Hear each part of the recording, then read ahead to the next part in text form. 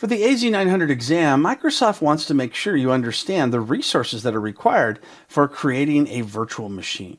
If you haven't seen it, I've created a virtual machine in Azure in a previous video. Here are the required virtual machine resources. An Azure subscription. You've got to have an Azure subscription, and inside that, a resource group to hold all the virtual machines related to these resources. A virtual machine image, which is an operating system template. Now you can choose from many different types, such as Linux or Windows, and different versions of Linux and Windows as well. And a managed disk for the operating system. You've got to put that data someplace, and it's going to have to be on storage in Azure.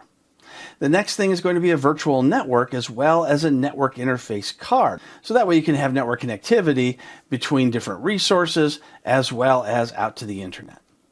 And optionally, you can have a public IP address and an auto-created network security group. So you can determine how you want people to access this virtual machine if you want them to be able to access it from the public. Now you can lock down which public IP addresses can access it using the network security group, or you can just leave it wide open to the world, which of course is not the best security plan. I'm in the Azure portal under Azure Services, and you can see the resources. These are the resources that were created when I created my virtual machine. I'm going to click on See All so you can see all the different resources. Here you can see my storage, my virtual machine, my resource group, and my IP address. And this is going to be the public IP address. Let's go back home and take a look at the resource group that I created for that virtual machine. Here it is under RG1 for resource group 1. And here's how we can manage a lot of the resource group resources by clicking on some of these different rules. For example, we can go ahead and click on available memory bytes. And you can see a cost that comes with the memory that was chosen. In this case, the estimated cost is just going to be 10 cents. And you can click on each one of these different resources that comes with the virtual machine to get more information, and in some cases you can customize some of these different areas. Let's take a look at some of the other options inside our resource group. For example, access control. Here I can choose who has access to this virtual machine. I can also look and see what my own access looks like. And here you can see I am the owner, so I have access to manage all of these types of resources. But if I'd like to, I can go in to grant access and choose that role assignment for another user. So I can choose members as well as the role. And there are a lot of different types of roles that you can add. If you have full access, you have all of these roles.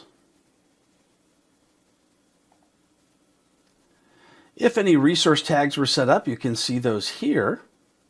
And you can also go and take a look at any events that might have been happening within this resource group.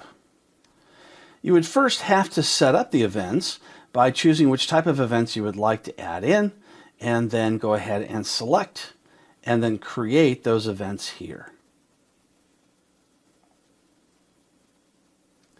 For the AZ900 exam, cost management is very important.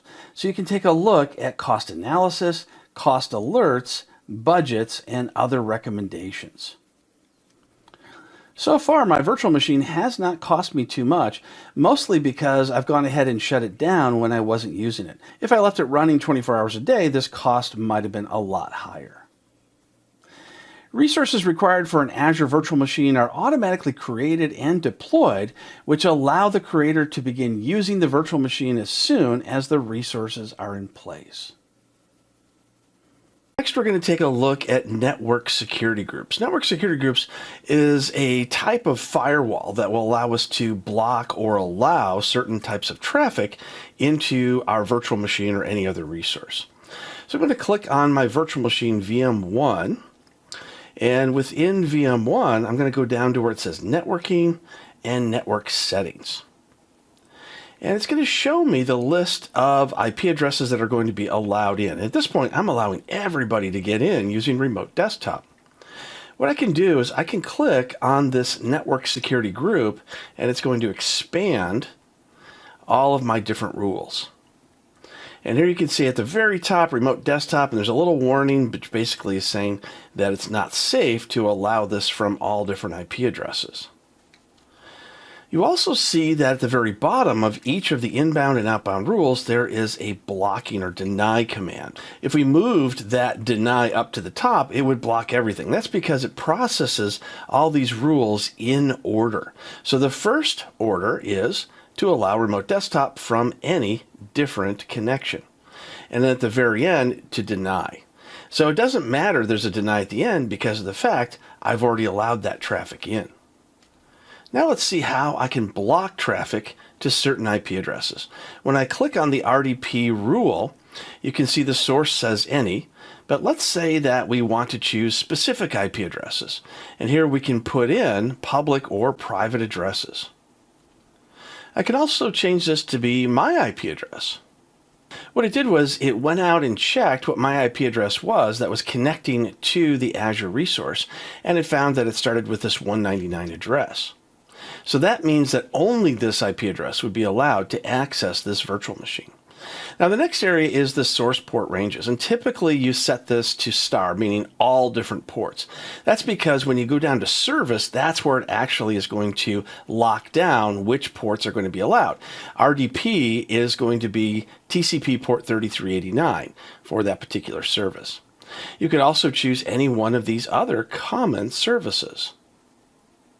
Now, in many cases, such as SMTP, it wouldn't make sense to connect to a Windows server that's not running an email service using SMTP. But that's okay because we're going to choose the proper service, in this case, remote desktop, into our server. Also take a look at destination.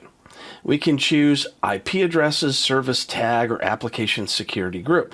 So if you have other types of resources or multiple virtual machines, in this case, we can go ahead and put in what those IP addresses are, or their service tag, or we can create an application security group. An application security group is a group of different resources that we can access. Here you can see the protocol. By default, it's going to gray out TCP because that is going to be the port for 3389. The action is going to be allow. I could also choose deny if I wanted to. And then you can go ahead and set a priority for this connection. Here you can see the rules are processed in priority order. The lower the number, the higher the priority. So in this case, my priority 300 means that it is going to be the highest priority because every other rule that is to the left of this is going to have a higher number. And I can also put in a description if I'd like, and then click Save when done. Network security groups are not as granular as an Azure firewall, but it does get the job done for allowing or blocking specific ports and specific IP addresses.